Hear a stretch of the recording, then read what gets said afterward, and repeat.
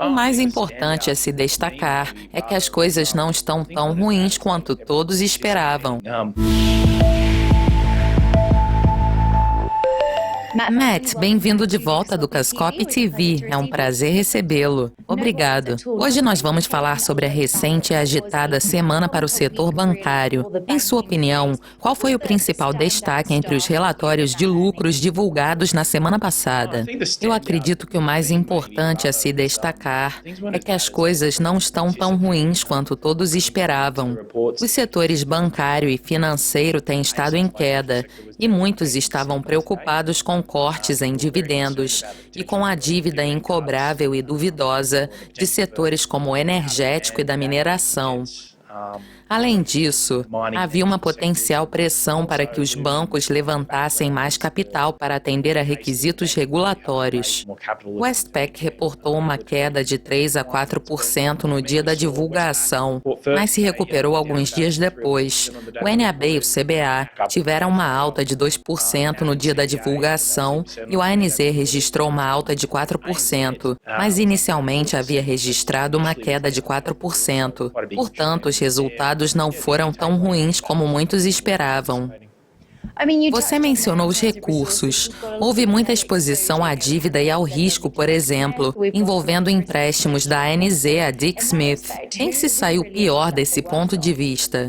Em se tratando da dívida incobrável e duvidosa, o que ficou claro para o mercado é que a maioria envolveu empréstimos problemáticos específicos de empresas como a Arrium, Slater Gordon e Dick Smith, por exemplo. O CBA aumentou sua dívida incobrável e duvidosa de 131 milhões de dólares para 427 milhões de dólares. O Westpac tinha pagamentos anuais de 633 milhões, que aumentaram para um pouco mais de 1 bilhão. Portanto, em se tratando do futuro, o aumento da dívida incobrável e duvidosa é reflexo de uma economia em desaceleração. O RBA acaba de cortar as taxas de juros e isso poderia ser positivo para o segundo semestre, em termos de redução da dívida incobrável e duvidosa.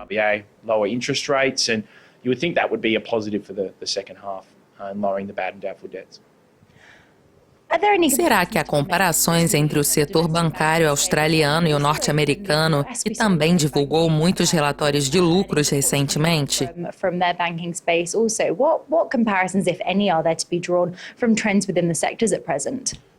Nos Estados Unidos, bancos como o JP Morgan, o Citigroup e o Bank of America tiveram uma alta de 5% no dia da divulgação dos relatórios. Entretanto, esse aumento foi a partir de uma base muito baixa, pois em julho de 2015, as estimativas para o crescimento do lucro por ação eram de cerca de 10% a 12% e gradualmente foram caindo até 2% para o período de divulgação dos relatórios. Na Austrália, eu acredito que, em vez de uma aposta em estimativas, o pessimismo era alto e os resultados não foram tão ruins quanto antecipados.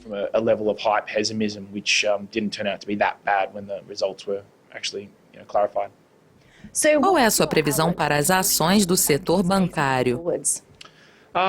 Eu acredito que se você pagar por um depósito com uma taxa de juros de 2% a 3% no NAB, por exemplo, daqui a 18 meses, você obterá um rendimento de dividendo de cerca de 10%. Nesse sentido, a situação é atraente, mas eu acredito que muitos investidores australianos já estejam expostos a riscos financeiros e a prejuízos.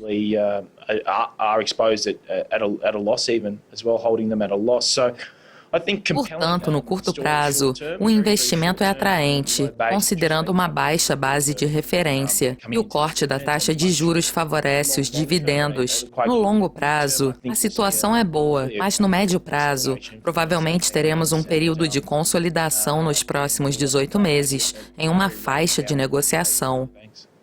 Matt, obrigada por conversar com a gente. Obrigado.